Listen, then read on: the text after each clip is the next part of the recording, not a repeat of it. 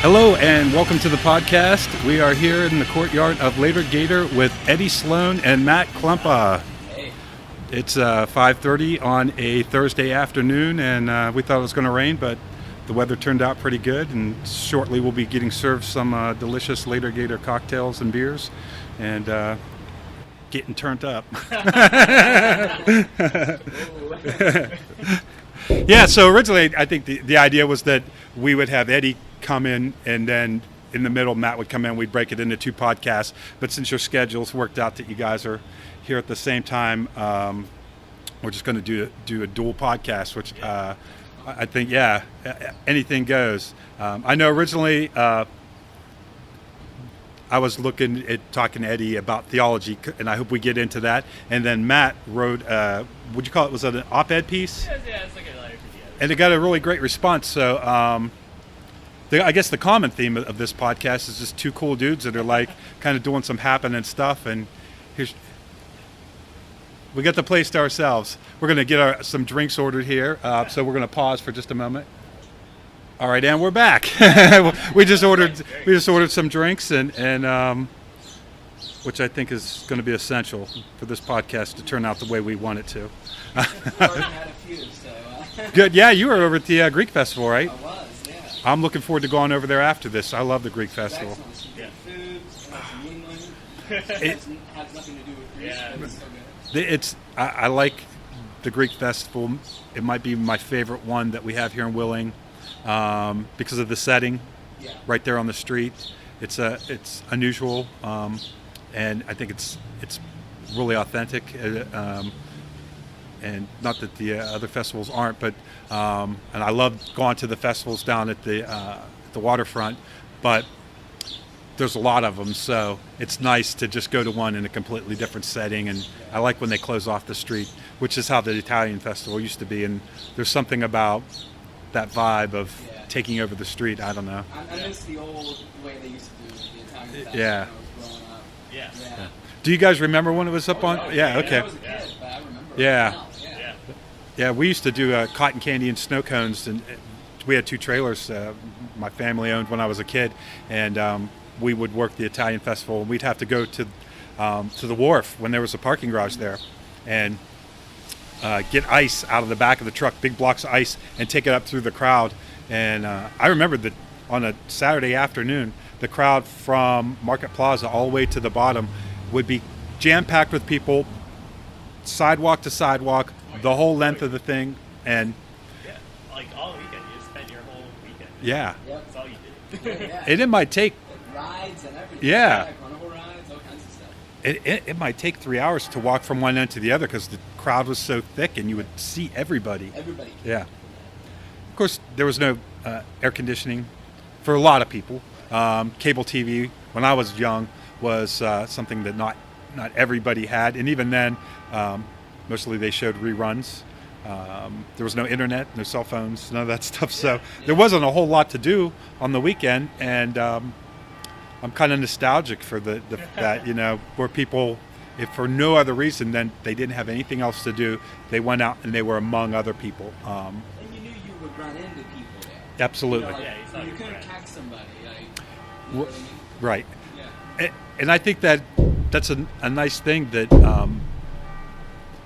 that not having that ability to text a person and just make plans at the last minute made people great. Thanks. Made people either your close friends, you would make a plan early on, and then it wasn't that convenient to just cancel or to change the plan, so you just kind of stuck with it. It's very easy at the last minute to say, I don't think I'm going to make it, and that's unfortunate because I think a lot of times when you make plans, it's not necessarily set in stone. I know oftentimes I get the feeling like I don't know if this is going to happen until it actually does happen. Oh, yeah. And Yeah. I think That's why as well. I think I always like text people like an hour or so before because I'm always worried. Right. That it's like Yeah. I'm gonna show up and Yeah. nobody's gonna be- Something's going to change. Yeah. yeah, You know.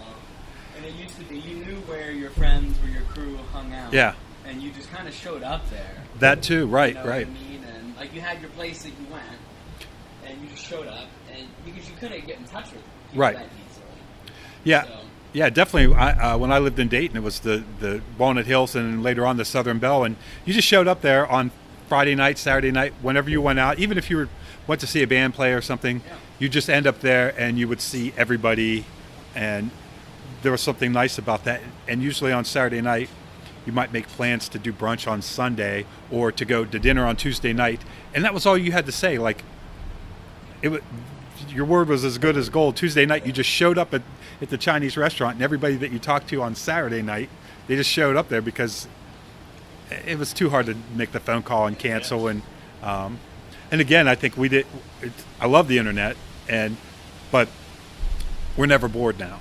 It's very easy to sit at home and let the time pass us so quickly that I end up running late when I never used to be. And I don't know. I guess I always liked having plans back then because I did get bored more often. yeah, If yeah, I didn't, definitely. But then it's nice that we have Facebook chat, and that's how we've communicated this whole podcast. And Great for work. it is, and it's nice that you can do a group conversation. And so, as much as I lament that it's changed things, it's also helped bring people together in a way that a phone call wouldn't. It's got its pros and cons. Sure. I guess anything does. Yeah, except for that beer, it just got pros. This beer, man, is fantastic. Yes. You guys, It's great, man, because it's got such low ABV. You know, it's like 4.9. You can drink this all day. tell people what you're drinking, because I don't know that. This is a Dogfish Ale Sequence Session Sour. It's such an unusual can with the seafoam green and everything, but I know it's you guys. really good. It's really good. If you like sours, you know, even if you don't, people have said they don't like sours. Yeah. I noticed everybody was kind of clamoring over those at the picnic a couple weeks ago, Yeah. and I had never seen them before. Yeah, I mean, it's good. You can drink it all day. Nice, refreshing summer Not drink. that I would condone that. Oh hell yeah! So, I'm not sure where we should begin. I can't day drink. No, Yeah. let's talk. Puts me asleep. Let's talk about day drinking. Yeah. No, it puts me asleep, so I try to avoid it. I don't get anything done. I know if I start drinking too early, or Yeah. I'm trying to work on something, I won't get anything done. The day drinking is not so much a problem as the afternoon hangover or the evening hangover. Unless you're going to keep it up all day. My dad just retired this year, and there was like a while where we were like day drinking every Sunday. Oh, yeah. Because he would like want to like invite me somewhere. Yeah. And I was like, God, I don't want to drink I anymore. mean, I like to do that on occasions. You Right. know, I mean, every once in a while. Yeah. Yeah. But it's got to be a special. I can't do it on Yeah. habit. You know. I'm not that much of a drinker anyhow, so if I do day drink, then eventually I stop drinking, in the evening, and then I'm just hungover the rest of the day. Even the picnic that we were at, I drank 3 or 4 beers up there, which was unusual for me, and then I knew I had a long drive home and everything, so I stopped, and I was kind of already starting to get hungover by the time I was headed home. But I did not. You know, I was like, I'm just going to take it easy because it's a long drive. Yeah. You know, so yeah. but every now and then, it's nice, and Yeah. probably my favorite day to day drink was always Sundays. I think we maybe talked about this before, maybe not. Maybe it was Ryan Sears that I talked about, where we would get together on Sundays and make a big pot of chili. And the idea was we were going to make chili and then watch football. And but nobody was really that into football, so we didn't actually watch the game too much. But just it was nice. It was a nice, relaxing setting where I don't know, something about a Sunday afternoon. Oh, yeah. We kind of had a little bit of that. At the Sears residence the other day when I was over there working on Ryko, and the Weird Lightning crew were there, and it's just such a chill atmosphere. And We used to do that, a lot of that. And Ryan was involved in some of this, just having like cookouts. Yeah. You know, and like on a Sunday, we'd start early. Yeah. Know, like play some like yard games, cornhole or something like that, and grill out and drink beers all day. Yeah. And That's kinda be weird. and it's such a great way to spend your Sunday, as opposed to being in a bar where people are coming and going. Once you get the group going, you get the grill fired up, and like you said, play some yard games, and people. I noticed when we would do our Sunday thing, you get into these deep conversations that you just don't get at a bar or when you're out doing something. When you're just hanging around, waiting, cooking, standing by the grill, someone walks up, you get into a deeper discussion than you would maybe. There's something about the vibe of a Sunday afternoon hanging out. True. Yeah. And the drinking was never that hardcore, but it was just kind of slow and steady. And Slow and steady wins the race. that's right. For all you kids out there, a little bit of wisdom. Yeah. That's probably not the first bit of wisdom you'll get from this podcast, so stay tuned. So, Eddie, you just recently, we were talking about this earlier, just recently moved back up here from Morgantown, and before that, Boston, yes. I guess when I first met you, I didn't realize that you were originally from here. I was. I grew up in England. Yeah. To Wheeling Central and all that good stuff. Yeah. And, Mike Iafrate as your teacher. I have Mike Iafrate as my teacher. And we bonded over punk rock. Really? Because I was into the punk scene, Yeah. We used to have a pretty vibrant one. And a lot of great bands. And I was into it, and I had, all the patches and all that on my book bag. Yeah. And I would wear, Chuck Taylors to school, and would get cited for it because it was against the dress code. Oh, right. It's like, get detention and all that. For that, among other things. But, so one day, Michael, Mikey stops me in the hall. He's like, hey, man, cool backpack. I was like, yeah, man, thanks. So we kind of talked for a few minutes about punk rock. And then just, I would, a lot of times I would, spend lunch, in his classroom. We talk about music and all that and, exchange tapes. And so, but he had a big influence on me, too, because, I was very against religion and all that. And Right. Time, of course, Michael was a religion teacher. Yeah. I was into, Marx and anti-religion and all of this. Yeah. I read a lot, in high school. And I said, well, religion's a bunch of garbage. Right. Well, have you ever read Liberation Theology, which is kind of theology that's focused on social justice, right? Right. So kind of a social justice message for, liberation of the oppressed, very Marxist. Yeah. And so I said, no. He said, well, you should go read this book. So I said, okay. So, now, it kind of took me on a trajectory of studying theology. Yeah. Which is what you're doing right now. Which is what I'm doing right now. So that really was a big game changer for you. It was, yes.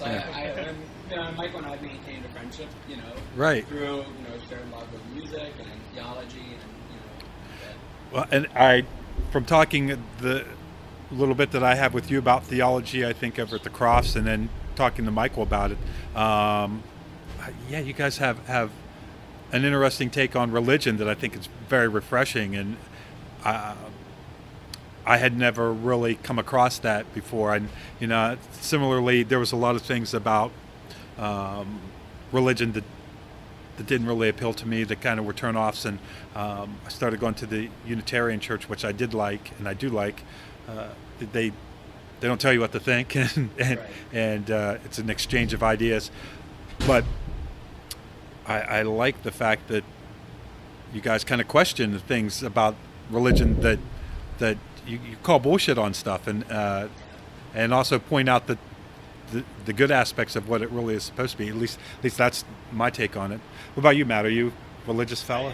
It's usually surprising to people, I think. It's Yeah, I guess I really I hadn't thought about whether you were or not, but I guess it is surprising just because so many people, I guess, identify as not being religious. Yeah. I was raised Catholic. My mom was very, kind of insistent that we go to church. So is my family, yeah. Was it altar server? Same here. Yeah, same. Yeah. For many years, but I met a lot of, I guess, influential people. Right. Through that too, Father Walter Buckius, who was a Jesuit, or he was at Wheeling Jesuit for a while, just passed away. He was one of the kindest men I think I've ever met, probably on the face of the earth. Right. Really. And then Father Jill O'Brien, who, when I got to college, he steered me in the direction I guess my life went, or I guess in some way. It is amazing how one person can really affect the direction of your life, and usually they don't even realize it. Yeah, I was raised Catholic, and we had a priest when I was younger, Father Reichman, and he drove a Camaro. And he came over to the house one time for dinner on Sunday and played football in the front yard, and then played board games with us, and he was a really cool guy. And when he left, it didn't make sense to me anymore. I don't know. I struggled with it for a long time before I finally let it go.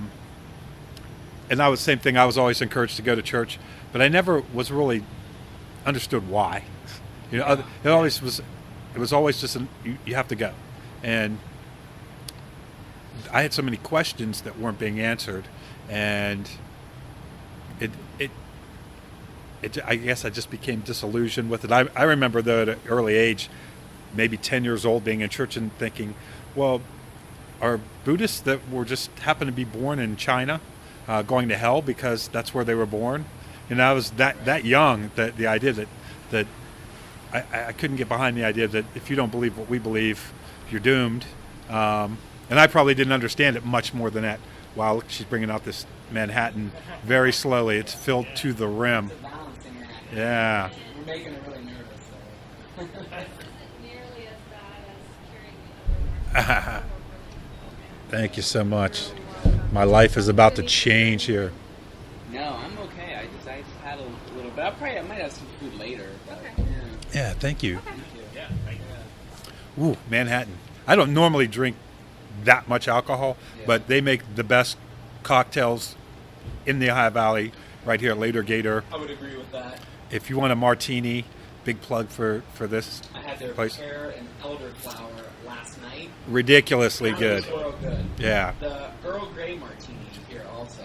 It brings people, it puts the asses in the seats, man. It is good. Yeah. It is good. I mean, I'm normally a beer drinker as well. You know, or I'll drink like neat bourbon. Yeah. You know, if I'm going to drink like hard alcohol. Or whatever. Yeah.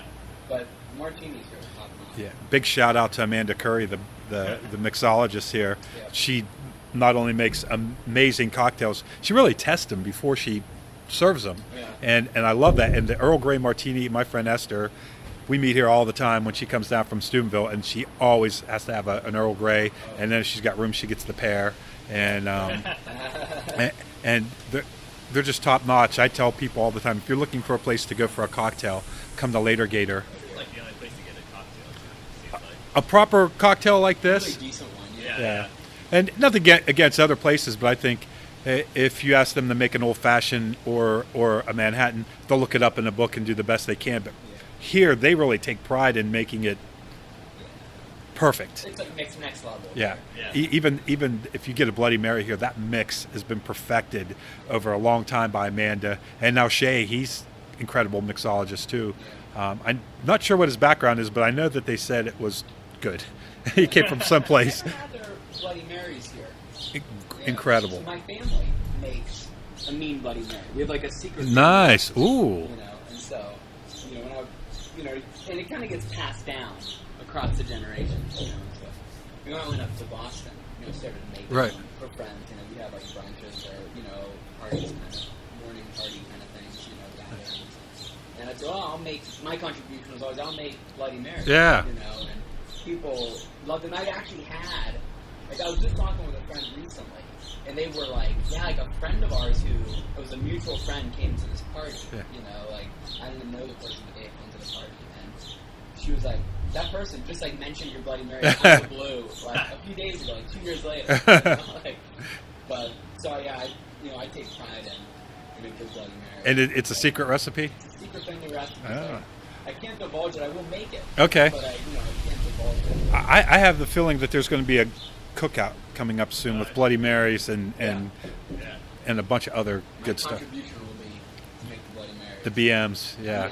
As they call them. As they call them. As they're known. It's funny, Bloody Mary seems to be a Sunday brunch thing, right? It is, It's how certain drinks are appropriate for certain times of the day. You can drink a martini with lunch, but if you drink shots of Jaeger, it's considered inappropriate. Well, I don't know anymore. Maybe Shots of Jaeger are often considered. nothing good ever happens, right? Yeah, exactly. At least once you get out of college. Yeah. The one drink that I probably is my best. I call it the electric babushka, and it's a White Russian. But I use Breyer's ice cream, vanilla ice cream, or any really good, Tom and Jerry's, Ben and Jerry's vanilla ice cream.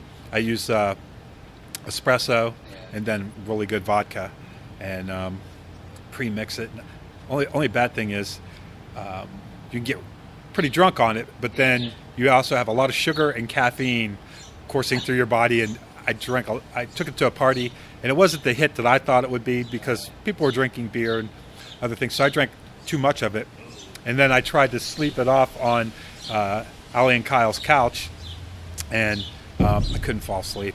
I was wound up on espresso. So yeah, kids, if you're out there, caffeine and alcohol are fun in the moment, but in the long run, it makes for a rough night, and the beds are spinning twice as fast because you're hopped up on They caffeine. call that the multiplier effect. Is that right? Learned that in health class. Nice. I'm going to try. I try to avoid that now. Yeah. I think I've never had that problem. What's that? Caffeine And alcohol. and alcohol, yeah. Do you? Are you a person that can drink a late afternoon coffee and not be affected at night? No. No. But I drink decaf in the afternoon. Oh, okay. Anytime after noon, I drink decaf. Are you a coffee drinker, Eddie? Big coffee. Yeah, me too. All Yeah. day. So, it doesn't- Yeah, you can drink it in the afternoon and be cool. Yeah. I have to kind of cut. I'm like you. I have to cut it off a little bit in the afternoon or limit it. More so that I just get, when I have that first cup of coffee in the morning, I feel great. I have that that almost euphoric rush that I get from it. But when it wears off, like if I go for a second cup, then I'm just jittery and nervous and nauseous. So it's one of those things you can only go that well for me. I can only really go once, and then maybe in the afternoon get a bump. And but it's really that first hit in the morning is it. And Beautiful thing. it is, yeah. And speaking of coffee, I'm going to give another shout out to Gator. Not that I have to because we're here, but I like to. Amanda also is a barista, and she makes the best coffee drinks. So, I used to go to her coffee shop when I was in college. right, it was called Second Cup, Yeah. and it was like the seminal coffee shop. I'm so sad that I missed it because I've heard about that from so many people. Way before their time. Yeah. Yeah. If they were around now, they'd just probably Yeah. Kill it, right? Yeah. Yeah, because two things that are really popular, well, three things: coffee, craft beer, and food. Way more than it was when I was a kid, and even 10 years ago. There weren't too many people that were really into beer. I mean, when I was in my 20s, everybody just drank Budweiser. Yeah. Amber Bach was considered fancy. Yeah. You know? Sam Adams, you were like, oh, Yeah. that's Sam Adams. Yeah. Yeah. Oh man, I'm gonna get a Heineken Yeah. imported. You know? And coffee was just coming. Like I remember in the 90s, coffee was just coming into that more gourmet stage where people were particular about what beans they used and they really savored it. Yeah. And it wasn't just Maxwell House in the morning just for work. Right. Thank God, though. And then, foodies, I love them because they've elevated chefs to like rock stars, which I think is great. Yeah. And for those of you that are listening to this, go back and listen to the Chefs Roundtable, a couple podcasts back, and listen to some local chefs that are really turning up the heat here. We're really lucky. We have great chefs here in the High Valley. We've got a pretty cool burgeoning food scene. I guess Yeah. you call it, A lot of burgeoning things going on in the High Valley. Yeah, I think they're bubbling. It is. They're fermenting. Fermenting, yeah.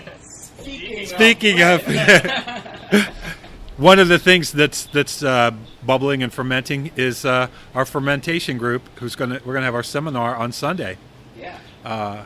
which is crazy. I just posted that I make kombucha, and a bunch of people were like, "Oh, I love kombucha, and I'd like to make it," and everybody chimed in, and from that we started Make Willing Rot Again.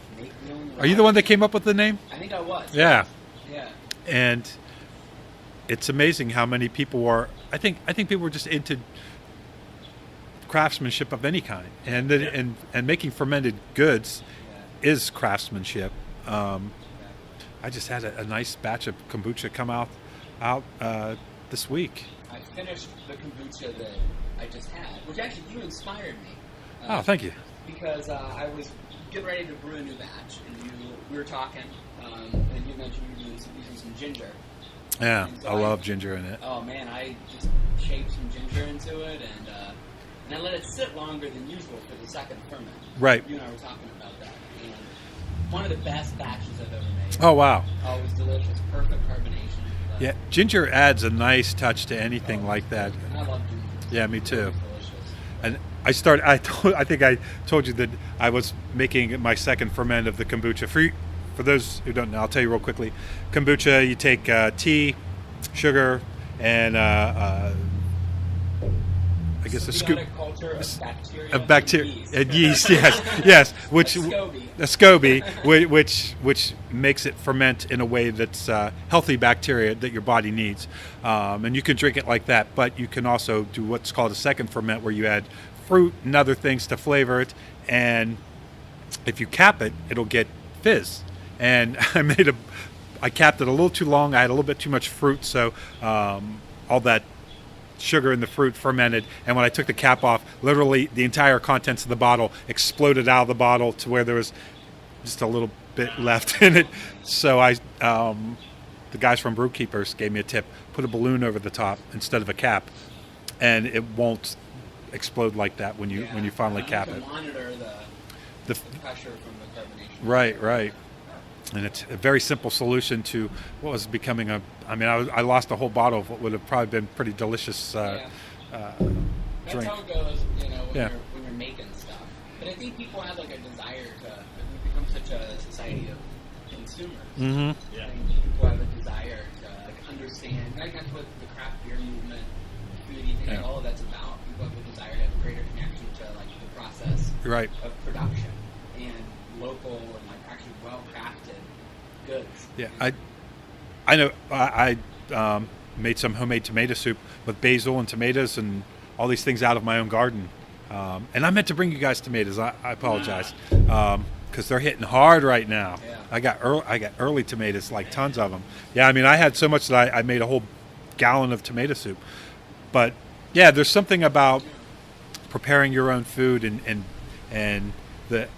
I think we even talked about this before. Whether you're making kimchi or anything like that, even if you're working with wood or it is labor intensive, but that's part of the fun of it, is learning how to do it and working with your hands and having something tangible at the end. When I start getting into my kombucha stage, and I usually have a couple big batches going at once. And it'll take a couple hours in the kitchen, and probably when you make kimchi, I haven't tried to make it the same thing, but you don't mind that it takes a couple hours. You get into the zone of working on something, and as we become more and more, I'm getting philosophical maybe, but as we become more and more addicted to our electronic devices and everything, it's nice to put it down and do something with your hands. And I love the podcast, but it's something that exists kind of out there. Yeah. It's not that tangible, so. But I feel like conversation is also Yeah, craft. and that's true. And I guess that's a good point, because for me, the podcast is about what we're doing now, way more than about what happens after this when I put it online and people listen to it. Although, thank you, Matt. When in the lean days of the early podcast, when I didn't even know if anybody gave a crap, he was very, very nice and said some very nice things about the podcast. And thanks. I feel like it documents this piece of history. There's like things going on and people doing stuff. And It was nice to know that you cared. yeah. It really did, though. To be honest, I thought if Matt likes it and a couple other people enjoy it, it's worth keeping on doing. Because if one and I kind of feel that the same way about a lot of things. One person likes it a lot, then there's no reason why other people can't. And so it really did. It did inspire me to keep going early on when I wasn't sure if it was any good or not, and I still am not sure if it's for everybody. But yeah, I don't know. I've just been I feel very Someone fortunate. the other day, actually, I was kind of surprised. He's like the person who I didn't think would really even listen to podcasts in general. And he said, came up to me and he was like, "Hey man," he's like, I listened to your podcast. And he's like, "It's really good." And I was like, "Thanks." And he was talking about the one we, like, I think maybe Fancy Pants. Oh, okay. The first one. And he was like, "Yeah, I listened to like a bunch of those." He's like, "That thing's like, it's great." It's Wow, I was that like, that's weird. Like, I thought it's weird he said, but then I was like, "Oh, that's kind of cool." Yeah. It is. I love it. I mean, I don't love it because obviously somebody's in jeopardy right now, but the vibe of the city, you know. Oh yeah. And be safe, my friends. Yeah. Yeah, I should, you know, I'm a firefighter myself, volunteer. So the sound of the Q siren always gets me a little fired up, but I have to remember that somebody right now is in trouble. So, anyhow. But these guys will take care of them, I'm sure. Wheeling Fire Department is a really good fire department. In case you all don't realize that you being served by top-notch people, and I have a lot of respect for these guys down here. So, anyhow, tell a little bit about the article that you wrote for the newspaper. Well, I grew up in Bel Air, Ohio, and right now, there's probably a lot of places around here. The opioid epidemic is, you know, that place is. I think it's Got hit hard, right? It's I think the hardest hit. I think Yeah. it's a little underreported, just because I lived there when I moved back here. Lived there with my parents. For a time, I was working at the Bel Air Kroger. Wow. So you see everyone comes through there. It's the only grocery store. So, Yeah. so you see a lot of people, and you meet a lot, talk to them, and so. Wow.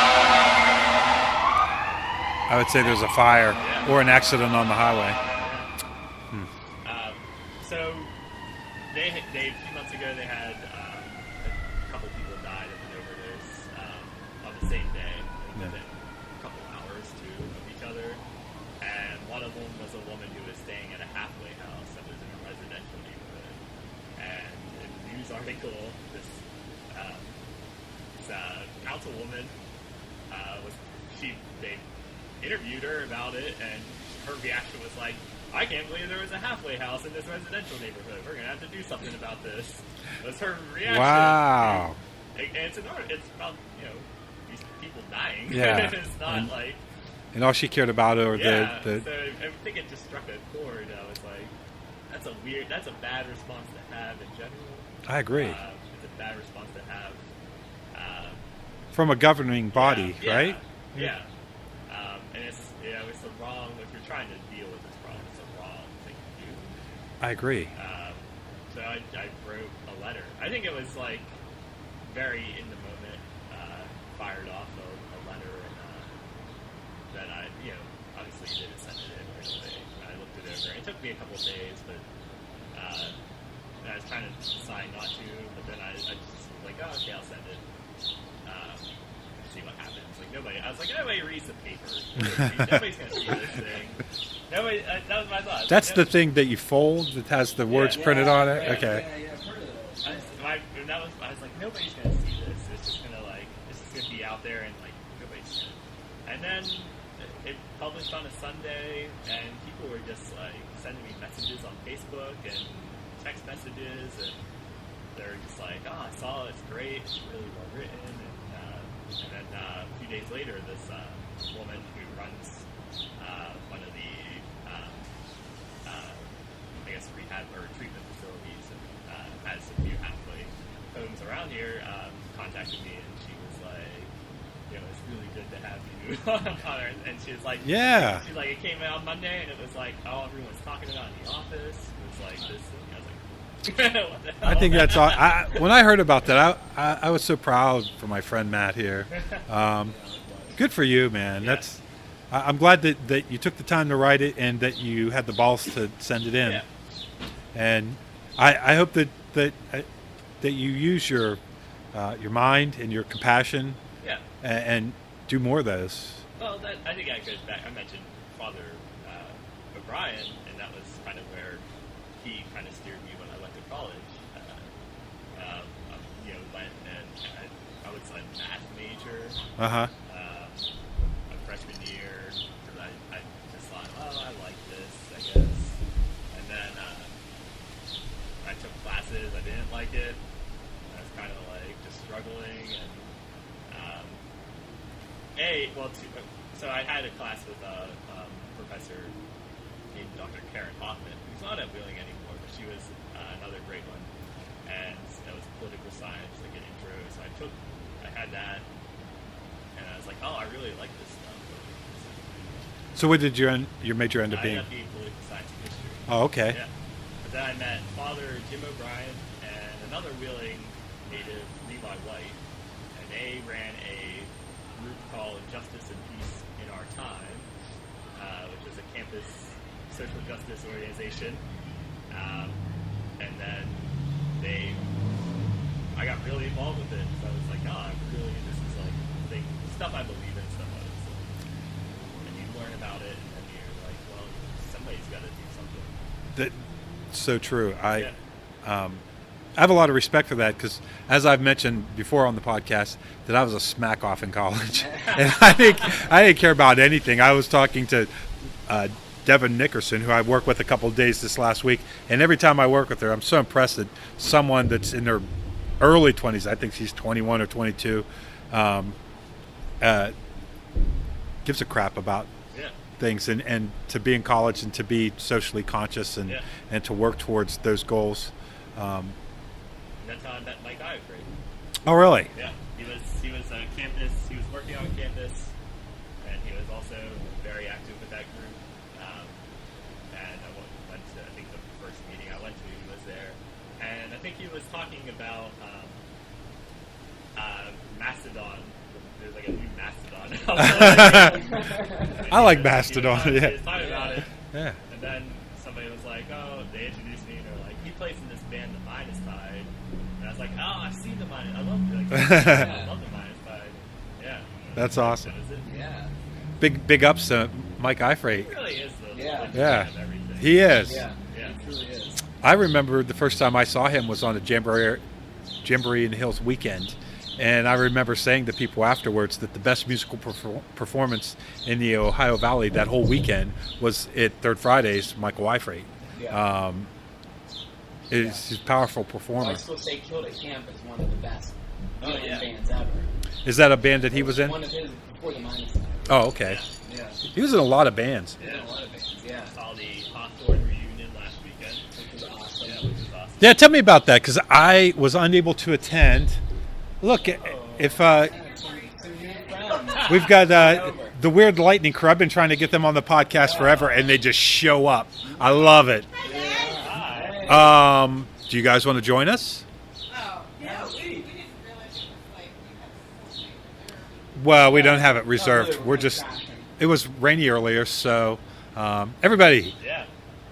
Bethany Decker and Josh Bommer from Weird Lightning. Are you live right now? We are. We're recording. Do On the air. We're talking about Killed at Camp. you guys want to sit down for a minute? Yeah. Grab a chair. Yeah. We'll sit down. You let me know if my my grab-it claw is making too much noise on mic. I will. I will. You'll be shamed for it, actually. All right, we're back. We've been joined by Bethany and Josh from Weird Lightning. Hi. And I love it. It's the no holds We barred. crashed this podcast. How am party. how am I don't levels? think of it. I think that you guys have had a little. I mean, it was going very well, but I'm a little offended, but it's okay.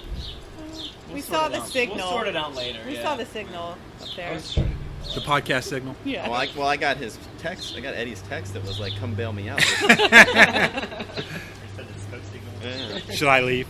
Yeah, he was Bethany, like, you can just sit over here. I got it from here, guys. Yeah. Oh boy. No, it's one of the fun things about the podcast. Is that I'm glad I picked experimental pretty much randomly because I was trying to find a name at the last minute after I found out that the Wadcast was taken by CrossFit people. and I'd already said that the podcast was gonna launch, and so I had to pick a name. Like I had like an hour to come up with something new, and so I just said James Wodarcyk Experimental Podcast. But it has kind of in my mind, which is where I really need to negotiate a lot of deals with myself. Using the word experimental allows me to just go ahead and do things where you're like, there's no rules to it, so why not? Full Yeah. creative license. Yeah. Really. And I love you guys, so I'm so glad that you get to sit down. We've been trying to It's book one mutual. forever, and it's I know, it's and, bad. And I don't want you guys to feel bad about that because you're busy rock stars, and it's hard to find time. Busy, Yeah. yes. Yeah. Rock star, yes. Yes. Uh-huh. I How just is- wanted to reiterate. How is Weird Lightning these days? We had like a July hiatus. Yeah. That'll be ending. We were busy. Yeah, just traveling, family stuff, and really just we haven't been getting along. Bethany's hard to get along It's with. all his fault. She's really impeding the process. Yeah. So I've done a couple of solo albums now. Yeah. I bet they're albums. great. I bet they're much better. They're like Multi-volume. They're like 22 song albums. Each song's 15 They're seconds. mostly about her. Just my frustration. You have to vent. Yeah. Yeah, I know that summertime it's a hard time to Yeah. get things done. Independent films, I haven't been very active. Jeff has, but yeah, I kind of give everybody a pass for the summer. Yeah. We appreciate that. Yeah. Oh, listen, what can I say? I'm a mellow, chill kind of hangout dude that's just kind of on the OG tip. I know you're tallying somewhere in your house how many times we've set up a podcast and then said, "Well, you know what?" That actually Well, isn't you'll know when you've hit the number because then you're done. Blacklisted. Yeah, you're blacklisted. Yeah. Then you have to beg me and pay me. And we'll be coming to him. No.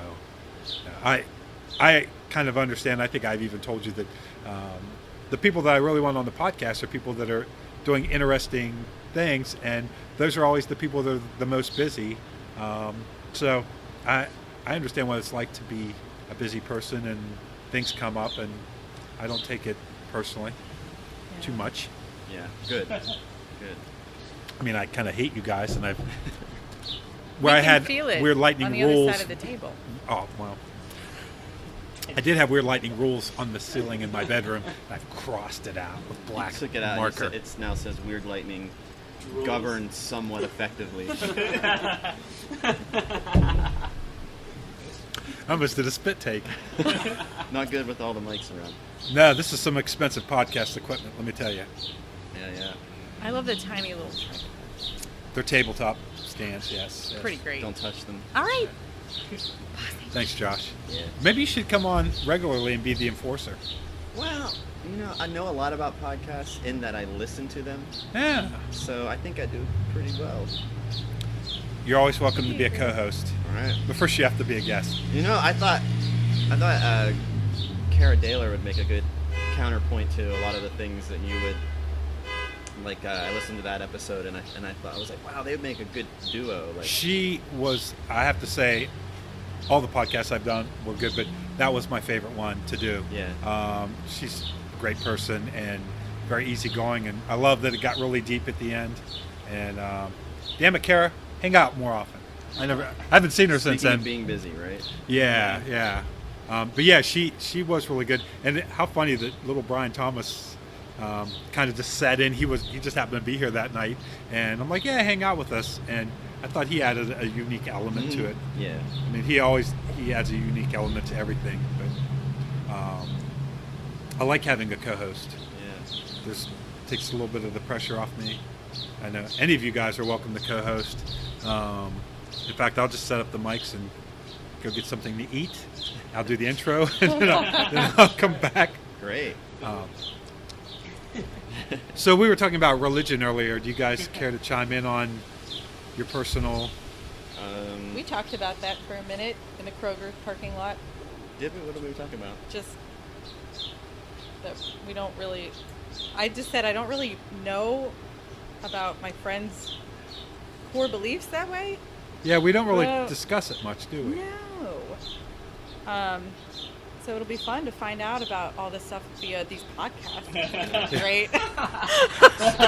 Yeah, so you know which jokes to tell and which not to Right. tell. That's right. Oh, tell them all. Yeah. I'm gonna be so much more insensitive. It's gonna be great. I think the only jokes that you shouldn't tell are the ones that aren't funny. Yeah. Other than that, everything else is on limits. Yeah. But so we're not going to get out of you what your personal opinion is. Oh, well, we just really crashed this at a bad time. Yeah, don't We kick didn't the have table. any warm up. See, I'm on it, man. He Watch is out. the Yeah. enforcer. She Don't keeps, kick she the keeps table. bumping the Is table. your Yeah. phone turned off? Leave me alone, Dad. It is. Yeah. Religion's good. Religion's awful. It's wonderful. It's terrible.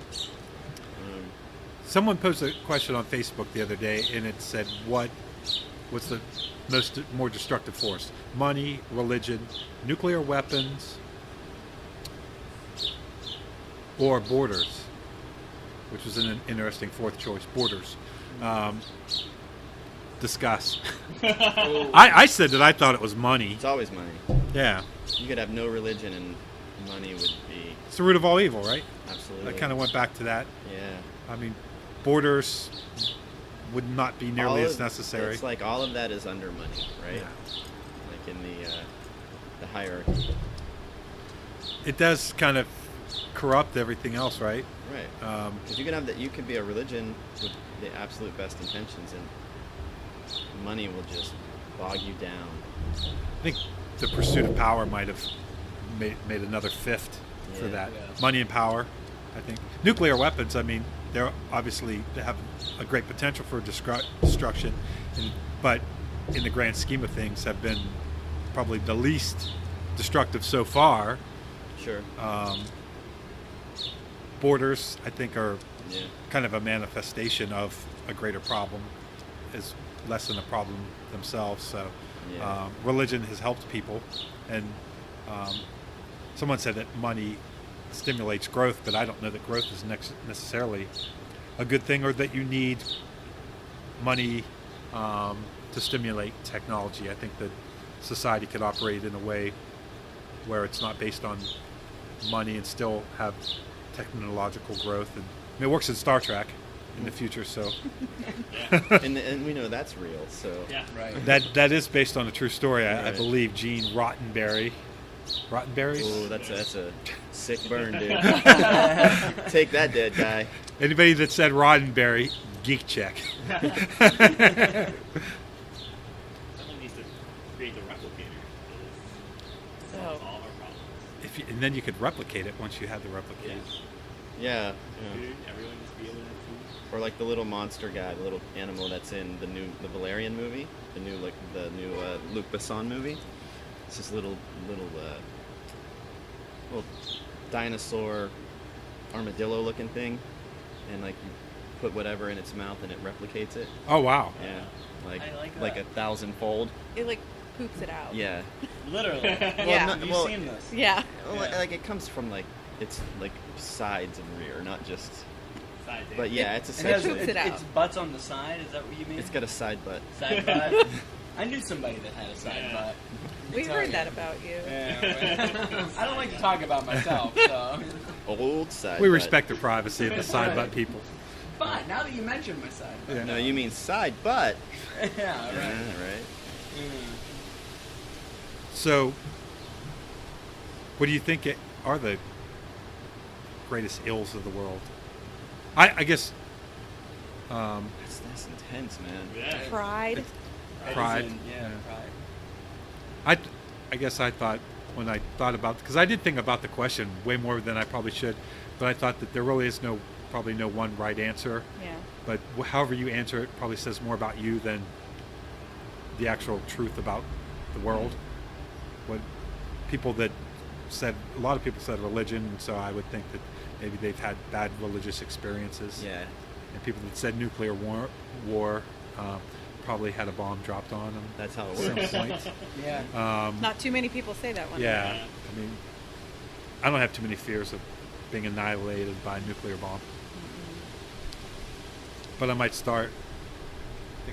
I think Pride's a pretty broad umbrella under which, you know, the whole, it's what you do with it. All those other options could fall under that, you know, I guess.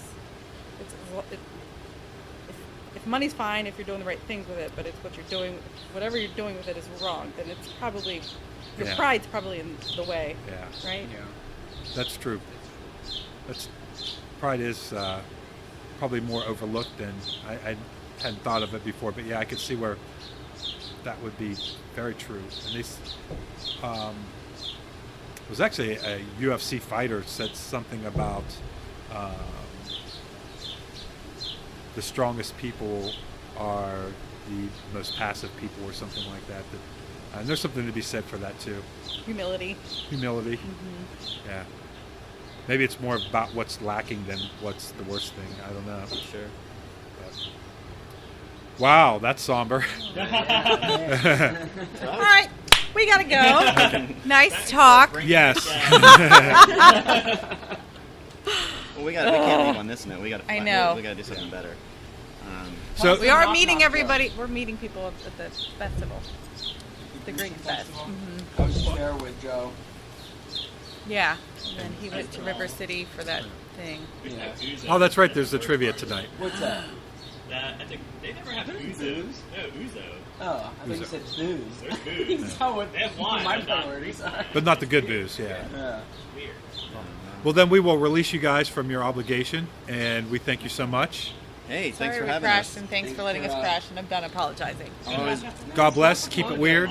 Keep it lightning. We do. Yeah. We'll see you in a Okay. little bit. Yeah. Stay Yeah. off the junk, Yeah. whatever that may be. Like All right, guys. Have a junk good toys. evening. Thanks, you too. The Weird Lightning crew just left us, and we lament that greatly. But they were off to the Greek festival, and we can't hate on them for that. So, speaking of Weird Lightning and local music, I love that band, by the way. They're doing electronic music in the Ohio Valley. How great is that? It's awesome, yeah. And There's not enough of that. Yeah, it's blood. yeah. And it's great. I hope that more people come out and do more experimental type stuff. And I mean, I love rock music and folk music and all that stuff. But it's nice to see something unusual and different. Yeah. So before the podcast, you guys were having a little conversation about the great local bands from the past. I missed all that, so I didn't realize that Wheeling had so many great original local bands. Yeah, it was a pretty far out scene. I mean, I was familiar with the punk scene and, kind of hardcore scene. Yeah. But there was some great music, and it was all very, DIY, do it yourself. Yeah. Yeah, it was a lot of fun. It was kind of a cool time to be growing up. There was a real community of people. Yeah. It's amazing that she missed it. Our wait staff person was motioning, and I tried to point to I needed another water, but that's okay. She's very attentive, so I'm sure I'll catch her on the next one. But yeah, I kind of missed all the local music when I moved away. It happened during that time period, and then when I came back, I just wasn't really that hip until recently of all that I missed. And that would have been 90s, early 2000s. Yeah. Like I would say, for me, I got involved in it based on my age, in the late 90s. Okay. Yeah. But it had already been going on for a number of years. Yeah. Because some of these bands, I was a little too young to fully experience. They had been playing together for a few years already. Right. Bands like Hawthorne, like Drown Pulp and those bands. But then, it kind of went into like the early 90s, or excuse me, the early 2000s. Wow. And it kind of aged down a bit, and I think there wasn't another generation of bands that stepped in. Yeah. I think it captured a moment in time, and I think a moment in like the history of like underground music Yeah. as well. Yeah, I think that people were inspired by seeing Nirvana and then the Pixies and alternative music take off, and I think that kind of inspired people to do DIY and Fugazi. And then something happened. I don't know if it's... I hate to blame everything on the internet, but I wonder if people just got so... They weren't bored anymore. There's something about the 90s where there was enough affordable technology that you could do things, and we were inspired by what was because that was when I was in my 20s, and that's when I played in bands, and it seemed like you could have a little garage band that could actually do something, and I think you make a good point. Like to me, it seems like a lot of that culture went digital. yeah, You know what I mean? Like Yeah. people, it was hard to find a digital community yeah, in the 90s. right, But people were looking for, especially people who were countercultural, Right. especially in small towns, you didn't fit in. Yeah, you're looking You for know, what you. yeah, You were looking for something. You were looking for something to gravitate to. Music and having shows and being in bands or supporting Yeah. bands or being a part of that in some way. yeah, Yeah. I think a lot of it started to go digital as more and more people, as the internet is developed as an entity, Yeah. whatever you want to call it. and it's I guess for us, if you didn't play in a band, I don't know what I would have did with my time when I wasn't at work. Yeah, I think also things are really expensive now. Yeah. Looking at stuff. Cymbals. Looking at cymbals, drums, and Yeah, cymbals. cymbals are so expensive. And I'm like, man, everything is so Yeah. expensive right now. Like, Well, it is, and I think as far as going to shows, again, it kind of goes back to that thing where there were as many things to do on the weekends and even through the week, so you would go to see your friend's band player, to go Yeah. see local music, and it was, I guess it was easier to build an audience because the lack of options of things to do outside of the house. yeah. So both in terms of being in a band and going to see bands, I don't know. I guess that's my nickel theory on Yeah. the whole thing. We used to do, I guess it's called living room wrestling.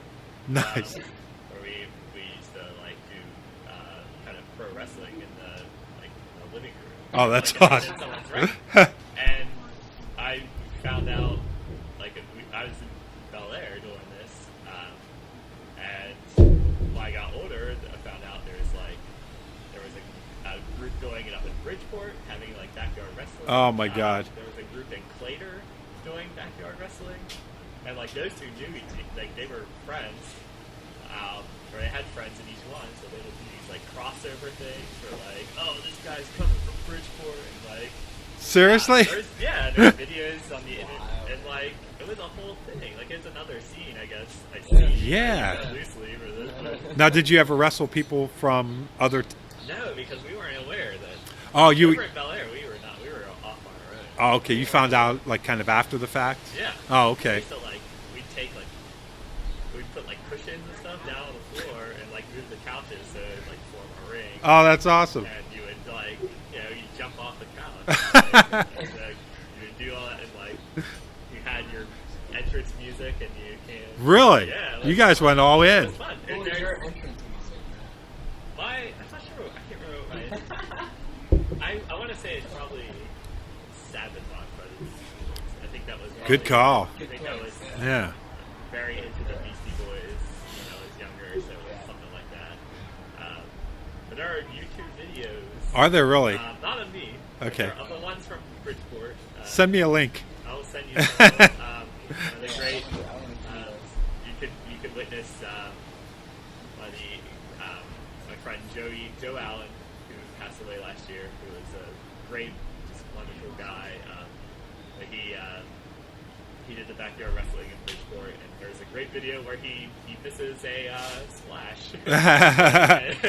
Oh. There's a lot of that. There's a lot of messing up in these things. It's funny watching. It is kind of cool, the different scenes that are out there.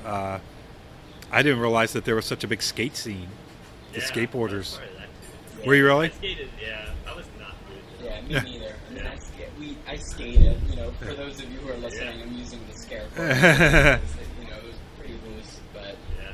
we go and screw around in like bank parking lots, you know, because they had the islands, you know, Yeah. with all the curbs and whatnot. And we would make like ramps and junk in my buddy's basement, but we were pretty terrible. Yeah. You know, it was mainly things we used to screw around. Yeah. And then there are some dudes that got way into, and girls, I guess, that got way Yeah. into it to where that was their quote unquote thing. Yeah. I think it's interesting that these different scenes that Yeah, there was like evolve around different activities. Yeah. We was even more than skating.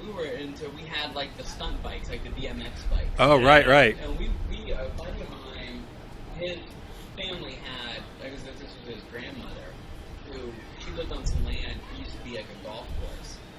And so it was like kind of on a hill, and it had like old like sand traps and all that, you know. Yeah. But no sand in, of course, anymore. But it was kind of like embankments. Right. So it was like all these built-in ramps and stuff, and we would just go nuts off these ramps with our bikes, and you pedal down the hill as fast as you could, and you hit this ramp, and you know. But Yeah, that was, right. we did a lot of that. yeah. I every now and then I'll be riding my motorcycle through downtown, and I'll see one of the dudes on the BMX bikes bouncing off of buildings, and I'm actually kind of jealous. Yeah. You know, it looks like a lot of fun. We skated a little bit, but that was more. More into We the got more into that kind of stuff. You didn't have to be quite as good. You just hit the ramps. Yeah. Yeah. There is something about when you're a kid and you have a bicycle, you have to jump out, you have to go over a ramp. Yeah. Something, Yeah. yeah. Yeah. It usually doesn't turn out very well. It never did for me. Man, we'd ride all around. I mean, I grew up in Elm Grove, and we'd ride all around, like down to like Woodsdale and all that. We were on our bikes all day. We had like the pegs, you know, on the back. Oh, yeah, So yeah. You feel like your buddy would like jump Yeah. on the pegs and Nice. like, go on your shoulders.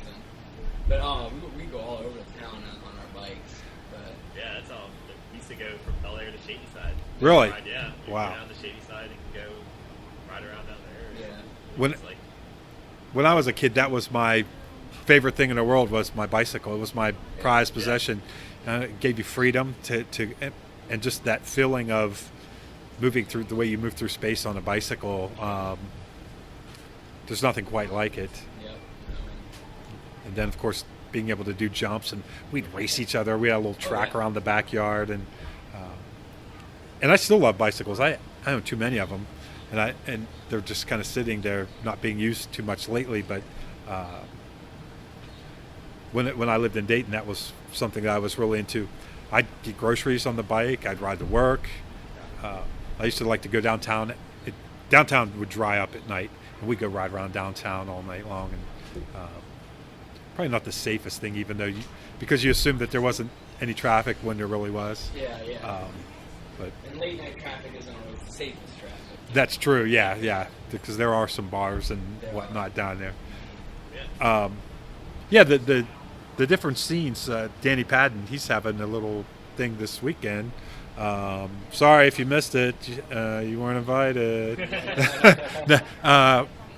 He's got some friends that are in the drift car scene are coming into town, and that's a whole subculture in yeah, itself. It's weird when I know anything about it. Yeah, and I find it neat to learn that there are all these different subcultures going on right here in Wheeling that I wasn't aware of before. Really until recently. A lot of it's because of the podcast. People are like, you know, you should have this person on because they're doing this or that. Yeah. So I don't know where to go from here. Pro wrestling. Yeah. No, I think in a place like Wheeling, people are surprised that there's all these different little scenes. Yeah. But when there isn't like a ton to do, Yeah. Right. so you kind of make your own fun. You know what I mean? And kind of get involved in creating your own thing. It's not out there for you just to go consume and do. You kind of have to build it yourself. Yeah. Yeah. I'm feeling there's enough people here that are really generative of that, but there's not so many people here that it doesn't. Yeah, and it's also, I guess, one of the nice things is that it's not known for any one thing. So there's little pockets of things going on, but it's very eclectic. Yeah. And very individualistic too. A lot of people are kind of doing one-off things. I think I always kind of refer back to Katie McKinley. She's got her clothing line, and Adam's doing the pottery, and so I think the fact that people don't necessarily have to be involved in a group, and then you find out, like with our fermentation group, how many people are kind of doing that individually, and There's kind of a fermentation scene in Wheeling. There is, and it's going to be huge after this weekend. It is, man. Yeah. I'm excited for this weekend. I hope we get a good crowd. I think we will. I think we'll have a nice turnout. We've been promoting it. Yeah. And hopefully it's the first of many workshops. yeah. I'd like to make it even a monthly kind of thing, I agree. It's which would be fantastic. Yes. Showing everything fermented. Fermentation potluck. Yeah. I plan on bringing a bottle of kefir and a couple kombuchas, and Yeah. I hope we get to sample maybe a little bit of homemade kimchi and Yep. some other Yeah. delicious Other edibles. delectable- Yeah, so the reason why I got into fermentation and is because it's really good for you, the probiotic benefits, and that leads me to a different topic. I work in a hospital, and I have a lot of respect for the doctors, and I like them. But I asked one of them the other day about probiotics, and he said, "I don't really know anything about those." And he's a gastroenterologist. Oh, geez. I thought maybe he just didn't want to talk about it, or but he said I don't think they'll hurt you, but other than that, I don't know. So I wonder how many doctors will do research in their field beyond graduation. I mean, I know that they have to obviously keep up with things, but that was a shocking revelation that because one of the physician assistants that I know was the one that turned me on to these new form of probiotics that's actually a pill form, but it's trillions or something like that of microbes, and highly recommended it. And I don't know that I've noticed a change. Fairly healthy eater anyhow. But it seems to me there's enough research out there about probiotics and the health benefits thereof. I do think that nutrition and non-pharmaceutical solutions to problems is still it's kind of a burgeoning thing, but there are somewhat forces against it. There's not a lot of money in telling people to eat an orange and a banana and go for a run instead of taking a pill. It's not profitable, and so I mean, the medication has its place. For sure. absolutely. I think there's wisdom in a more holistic approach to care. Yeah. To healthcare. I mean, I'm 50 now, and I don't take any medications for anything. And for a while there, I took a high blood pressure and a cholesterol pill for 3 months, which is how long the prescription was for. And I said, before you renew it, let me see if I can try to correct it through diet and exercise. And when I went back and was tested, I no longer needed it, and that was 4 or 5 years ago. And I would like to see more people head in that direction. So, back to the kind of original reason why I thought you'd come on. Michael kind of got you in the direction of theology, but was there like a single thing that made you say that this is definitively the direction that you wanted to go in? I mean, there was a lot of little things. You know, I grew up, and like both of you, like Catholic, and I still consider myself that, to an extent. I was, define myself as a free-range Catholic, but I mean, I was I was involved with youth group and all that kind of stuff, and that was an important part of my life. It was like I saw that had a positive effect on me, and a lot of it had to do with the type of theology that was being communicated to me. That it was an empowering message, it was an inclusive message, and that was important. And so, kind of thinking back, it was kind of like saying, "Well, what direction do I want to go with my life?" So, well, this is something that has been important to me. Right. It's had a positive impact on my soul. Religion often has a negative impact. So, all the more reason. We're getting around the drinks. We did a pantomime style, which I like. Good. No, but to me, it was like, well, religion is such a powerful force in the world. Even people who are very against it spend a lot of time talking about it, acknowledging it as a potent force in the world. And so, how can it? It's an open question. can it function as a force for liberation, for positivity? Yeah. For me, it had in certain respects. So I said, well, I should take this seriously. And Did you have a sense that it needed a reformation? yeah, I mean, I guess it depends on what you mean by that. Well, just that I think in some ways religion has lost its way. Obviously for me, any aspects of hate towards other people, prejudice towards other people that use religion as a justification for it, I'm totally against. Yeah. And I think that I've heard, it's not an original saying of mine, but that they don't disagree with Christianity, they just disagree with Christians. And well, we were talking earlier, and I was just kind of thinking about it. This question of these different things. What's the most corrupting force in the world? Money, power, all those kind of things. And I might put in like a bid for the borders thing. Yeah. Because I think we draw these lines of who's in and who's out. Right. And often those other things are justifications for Prejudice. the borders, where we draw the borders, Yeah. or for prejudices. And I think that happens most often with religion. Yeah. And if you look at like the different theological traditions, they're all different. They all bring Right. something unique to the table. But that doesn't mean that we treat them as borders. Right. And so we've been doing this thing here, and the idea is to have it across West Virginia, but it's been kind of focused around Yes. Thank you. But we've been doing this thing called Wild Church West Virginia. Yes. And I think it's kind of a good, I guess why I'm thinking about borders is because this whole idea of wild church.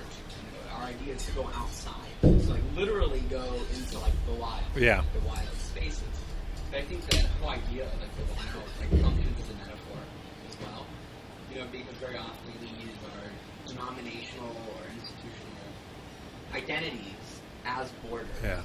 But if we break down these borders, the wild is a place where borders don't exist. Right. And if you think about how an ecosystem functions, everything's integrated, everything is connected, right? And things feed off each other. There's a symbiosis, right? Right. And I think if we bring that to our human lives, we think of ourselves as individuals and sort of buffered from everything else. Right. And that creates boundaries, that creates borders, and that's where violence comes from. Right. There's some hierarchies, there's some borders. And hate and Hate. yeah. And so I think this idea of wild church is how can we step outside of those things that divide us? And I think by caring for creation, by thinking more in ecological terms, we become aware of the borders we draw in our own lives, whether that's sexism, whether that's racism, classism, homophobia, whatever the case might be. And even our religious boundaries, we've been trying to be very interspiritual as the language that we've been using as well. But to me, that's I think that's the challenge to religion. Yeah. I think that it is. I like what you said about the fact that when you look at nature and you break down the borders, that it kind of affects everything else. And I think that is true. That you can condition your mind towards certain ways of thinking about one thing, and it affects the broader spectrum. Right. I mean, you think about, of course, it's a story. It's intended to convey a massive, literal historic account, but the creation story, the Garden of Eden. Right. Is either our relationship with the ecological world is out of balance in that story. We're eating from a tree we shouldn't be eating from. We're doing something in terms of having a relationship with another species, a certain tree. Yeah. We shouldn't have. I think that's the first sin. Right. Is being out of step with creation. That's a neat way to look at it. Yeah. And I like the idea that you're taking kind of a different approach to religion that's I think really appealing for people that may have a sour taste in their mouth from their earlier religious experiences, so that, as I think we mentioned earlier, when people hear the word religion, all of a sudden they're like, oh, yeah, I don't have anything, it's not for me, or they've already decided that they're not into it.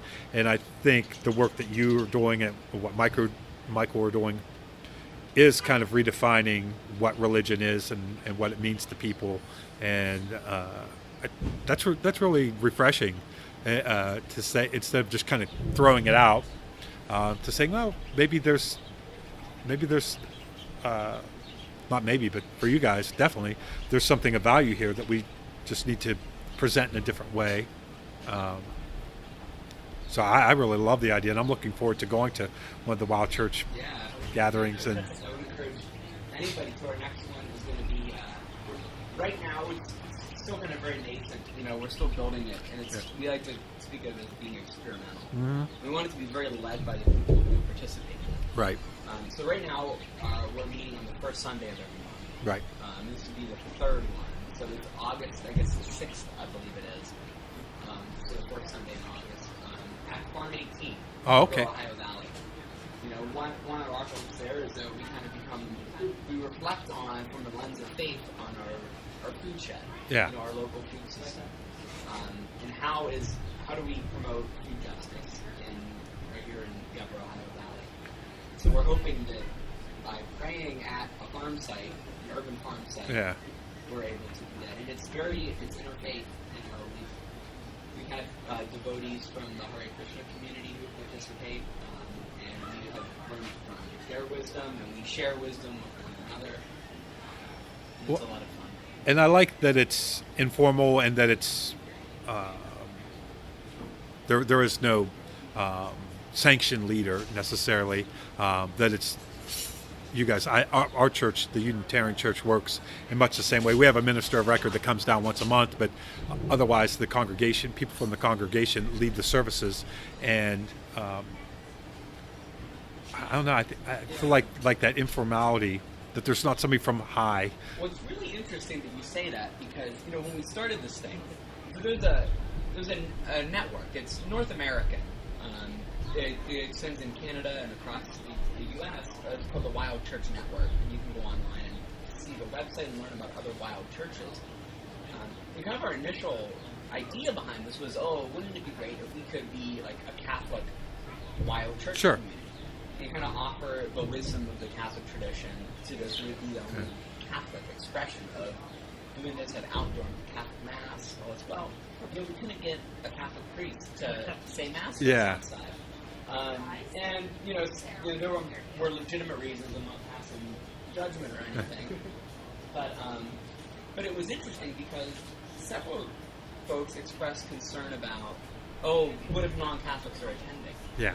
And participating, and how do we so it was that border that was getting in the way. Right. So go back to this idea of borders, right? Because what about non-Catholics?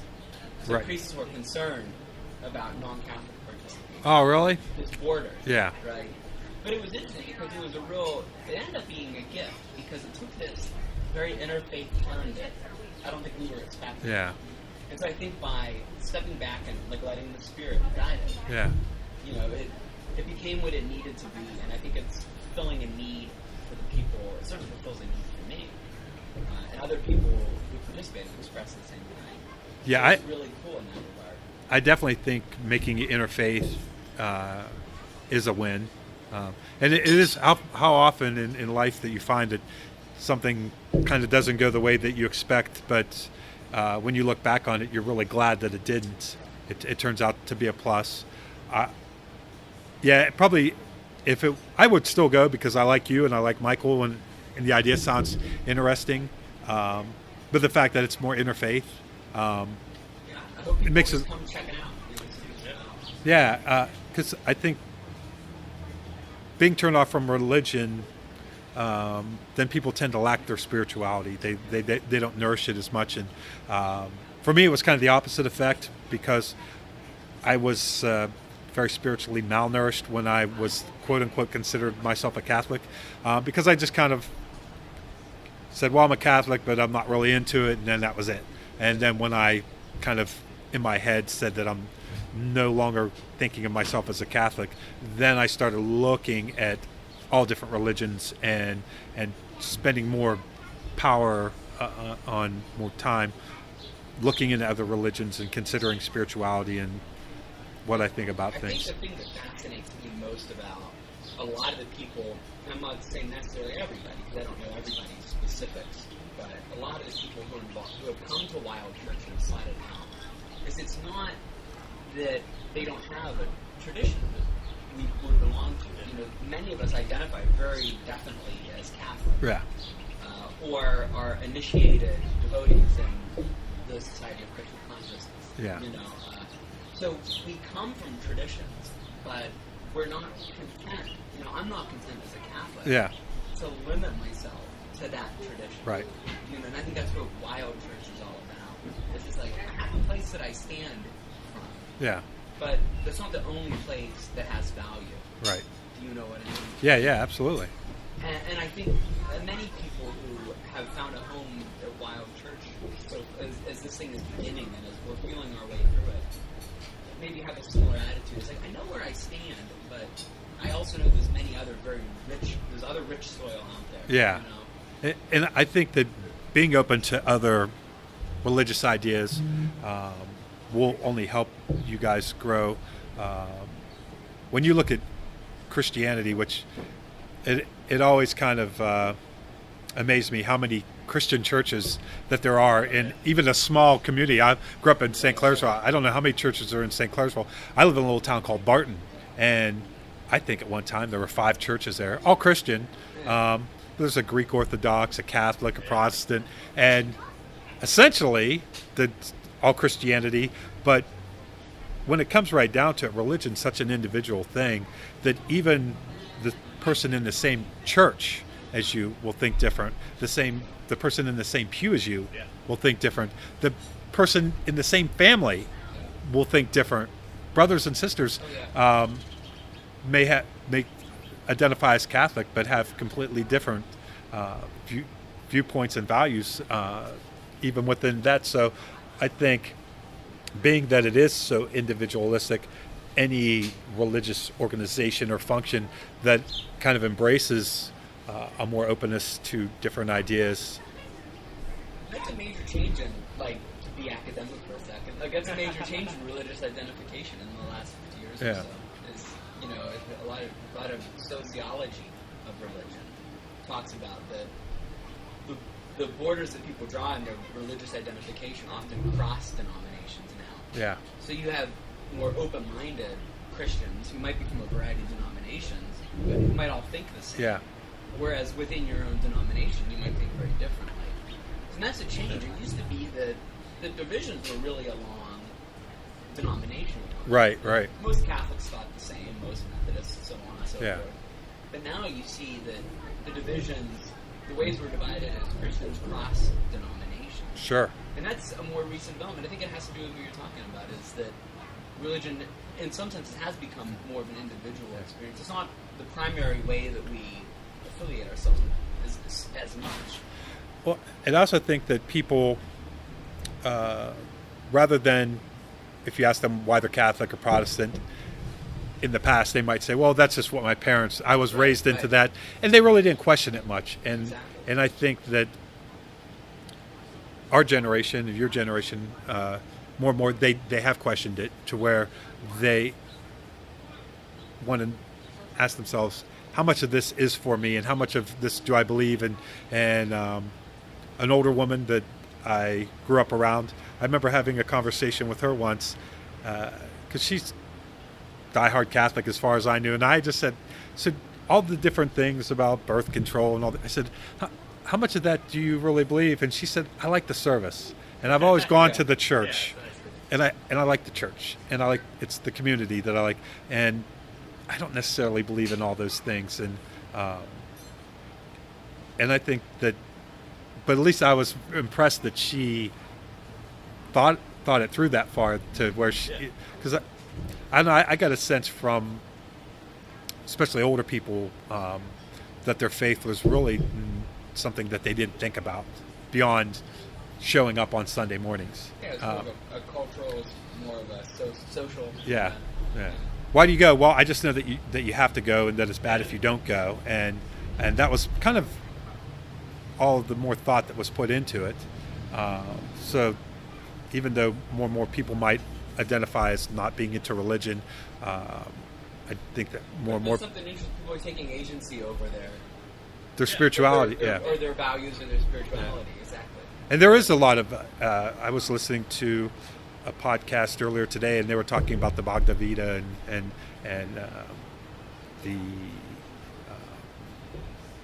the different stages. And I think one was the God state, the angry God state, the animal state, and it's not literal, but the states of emotion that we go through sometimes throughout the day, and I found it really helpful and interesting at the same time. And if I said, "Oh, that's a bunch of bullcrap," I would have never had the opportunity to gain that wisdom. And it's something that actually I thought, man, I want to look more into this as I go along. Where do you see your future as In religion? in religion? Well, I think you actually kind of touched on it. I don't consider myself Catholic anymore. Oh, okay. I am religious. Just because there were things I disagreed with. Well, a lot of things I disagreed with in the Catholic Church that Yeah. I never could reconcile. So I just decided, well, I think I'm not going to go to a Catholic Church anymore. I don't consider myself a Catholic, although I'm religious. I consider myself religious. I still consider myself a Christian. But I go to a Methodist or a Presbyterian church. I guess with I guess I think it's a relatively recent thing, but I was not going to any church, and for a brief period of time I dated a Presbyterian seminarian. Oh, wow. And she would explain, and I was like, oh man, that really like how each church really is like, it's set by the pastor at that church. Yeah. You could have in St. Clairville, for instance, they have two churches that are right across the street from each other. And one allows gay marriage and one doesn't. Are they both Presbyterian? Yeah, they're both Presbyterian. Wow. And they're right across the street. Like, literally, just cross the street and you get to the other one. And I was like, that's crazy. That is crazy. And they allow, transgender free, pastors, gay, lesbian. Wow. And I was like, man, that's Yeah, I didn't know that was even a thing. And that, yeah. It all depends on the church. It yeah. depends on the community, it depends on the pastor within that church. But you can have church to church, it's all different. well, maybe that's why it kind of helps explain why there's so many churches in one community that they to be able to serve so many different needs. I mean, I know as like a Catholic, I wasn't really even aware of, I mean, there were certain things that were the big rules that were, but there was a lot of things that I don't think I even really paid attention to. I mean, there's nothing like, I guess for the Presbyterians, there's nothing like the Vatican. Yeah. There's like a presbytery for each community or something, but they don't really say this is it's kind of a cool idea. That is where you can kind of go with the consensus of the congregation. Yeah. Let's do it. All right, we're back again. We took a lot of breaks, but that's okay because we can do whatever the hell we want. One of the great things about the break is Matt and I are both drummers, and he was talking about counterfeit drums, which as a drummer I didn't know existed. I didn't know until a few days ago. Yeah. So tell me again how that, because I was actually in the middle of sending a text anyhow. So Poor me. Drummers are very weird, and it's all about finding that right set. And right now, vintage drums are very popular. Yeah. Anybody who plays drums, they kind of want to buy, that's what they want to buy as a vintage set. I don't know, there's the credibility to it or what it is, or sometimes they sound cool, they look better. The nostalgia. Better craftsmanship to them, I think, too. And people generally love Ludwig. Right. I think because Ringo played them, and most drummers, popular, John Bonham played them. Yeah. So that's what people are looking for. And so I've been trying to find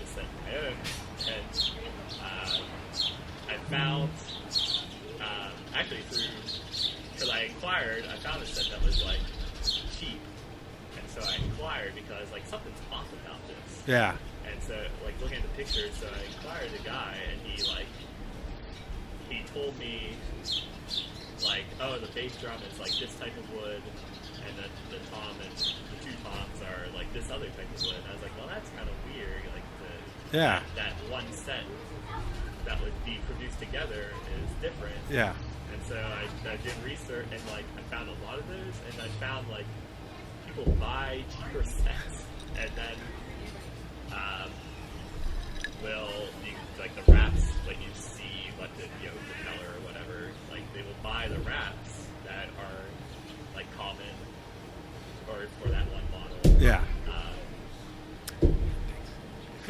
And then you can also, like, the way to identify when they were made or what model they were are based on these badges, like the little metal badges they put on them. Wow. And you can buy those, like, on eBay for a couple dollars. And they'll put them on. And have a fake set. Yeah, and then, so something that would be like $300, so, like, charge $1,300 because they're like, well, this is this type of shit. Wow. Yeah, it's kind of crazy. That is crazy. Counterfeit drum sets. All over eBay. Wow. Yeah. Yeah, I mean, I It's a lot of money, though, to make, I guess. yeah, I mean, if you're taking a $300 drum set and you can get an extra $1,000 out of it. Yeah. Heck, I used to just take shelf paper and make crazy looking drum sets, and then they get destroyed after a couple months. But God, I wish I would have known that. Funny thing is, probably, well, I guess depending on what you're using as a base, but if you're using a cheaper vintage set, it's probably better than some of the newer brand name sets Yeah, now. I think there's a lot of good, You know, like, good construction there as well. Anything that could pass as a vintage Ludwig set, which would be natural wood instead of pressed wood, Yeah. would probably still be better than most of the drum sets that they make now. Yeah.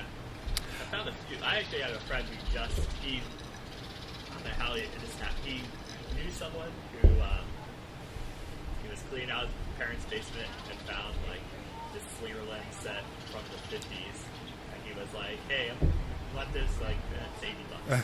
Nice. Like it's worth like $3,000. I have a vintage set of Slingerlands from probably the 60s with the tiger stripes that I bought off of somebody when I went to look at a bass guitar, which I thought I might want to play at the time.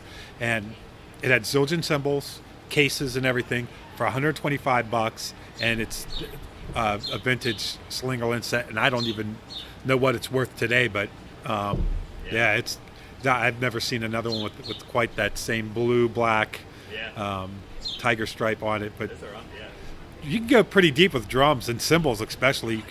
Cymbals are so expensive. I spent a whole day, like probably maybe 4 or 5 hours Dang. the other day, just looking at eBay and Reverb and everything else. I just fell down a hole. Drums are fun like that. Oddly enough, vintage equipment is so much better. I played Shane Sullivan, this guy that I played music with. He had a hollow body guitar and an amp that sounded great, and it was a Silvertone. And he said, yeah, this is what you would get out of the Sears and Roebuck catalog back in probably the 60s. Yeah. And way better than anything that you would find today for a reasonable price. And everything was just made better back then. That thing sounded great. Yeah, there used to be door-to-door salesmen and like selling drums. Crazy. And, like, I think Josh Taylor's told me, like, down in Nashville, like, you go to the yard sales and you, like, just see, like, a set sitting out, and they'd be like, oh, this is a set from the 60s, it's like $50. That's funny. Like that. Probably worth a lot. Yeah, and it just been sitting in these people's basement, like, nobody played it, it was just like they bought it for kids, and they never did. That's one thing about musical instruments and motorcycles. People buy them with all the intentions of having this great experience, and then it never pans out. And for those of us who do use them a lot, you can get a pretty good deal. I bought my first real good drum set off of a kid that wanted to go to prom, and his parents bought him a drum set when he was younger, and he needed $400 for prom. So he sold me the whole thing, cases, cymbals, and all. It was like his parents probably paid $2,500 for it, and they were barely used. I just saw a set the other day on Craigslist, and same thing. They said they probably played for 2 hours. It was like 6 years old or something like that. A lot of patience, though, in that finding the right thing. You just got to sit there. And because eventually people, I think now, less people are playing music, like instruments. they are. now people are trying to sell instruments, so like, don't eventually come down to price. You gotta wait them out. It's a long con. To be proficient enough to play in a band or to have even just a good musical experience at home takes a good amount of time. Yeah. And I don't think people are necessarily in that frame of mind where they're willing to spend the time it takes to become even moderately proficient at a musical instrument. They want that immediate gratification that you can get from other things. And drums, I think in particular, I've always said is they're kind of easy to pick up as a basic thing, but to master them is way more difficult because there's that point where I've seen a lot of people sit down behind a drum set and be able to tap out a pretty decent beat, but to go to the level where they're exceptional, it's very few people can do the finesse and strike the drum just right and really make a cheap set come alive. And that's when I know that I'm watching a good drummer is you can put them behind the crappiest set of drums, the cymbals suck, the heads suck, and they can still make it sound like something cool. And they all want to be like, metal drumming with the dual kick and Like my parents, their neighbors have a kid who plays drums, and God bless him, he puts the time into it. Yeah. I think he went to like a clinic this summer. Oh, nice. Like an actual his parents. I can respect that. Yeah. But he talking to him, he's like, "Oh, I want to play like Lars Ulrich." I want to be able to play the simplest, effective drum beat possible that accomplishes what the song needs, that just fits in perfectly to the song, where you kind of blend into the background, and every now and then you get a moment where you can do something impressive, but otherwise stripping away my ego and all that, and just I think for a drummer and a lot of times for a bass player, it's the most important thing is to know that your place in the band is you have a great amount of power, but nobody notices it if you do it right. And I think that's what people kind of forget is that you have to kind of complement the song. Yeah. There's a great podcast called The Track Set that they just interviewed drummers. Yeah, I need to listen to that. And, they had Gina Schott from the Go-Go's. Nice. It's amazing. She's a great drummer. Yeah. And she mentioned that. Hey, look, it's Samantha and Jake. But she mentioned, she's like, I can do all this stuff that really impressive things. But she's like, in a go-go song, that's not what you should play. Right. And that's a credit to her as a musician that she realizes that it would ruin the song if she did any more. Yeah, and she wrote the part "We Got the Beat," which you're right. Yeah, and Great song. would not be the song without. So she knows what she's on. That's right. And I don't know. I love playing the drums. I'm glad my parents made me do it, and when I was young, and of all the instruments I could have chose, it was the one that took me the furthest. That almost every band needs a drummer, so it served me well, and I had a lot of fun and got a lot of positive things out of playing music and making great friends. Well, fellas, any closing thoughts here? We've kind of we've been all over the place, and had some special guests and everything. Freewheeling podcast. That's right. Well, I appreciate you guys coming on. I appreciate everybody that's listening, and as always, if you listen to the podcast, thank you. If you're listening to it outside the country, send me a message because I'm really curious. I know that we have downloads all over the world. Not a lot of them, but enough that I'm really curious of exactly who's listening to them. I noticed that the podcast page got shared in the Netherlands by someone from the Netherlands. We had Fancy Pants streamed in Iceland. Yeah. Recently. That's awesome. Really? Yeah. International. It was Bjork. It was Bjork. She loves it. Hopefully Wild Church can go international at some point. There you go. We'll have to do a podcast from the Wild Church at some point. Yeah. Well, everybody, for Eddie and Matt, thank you very much. Later.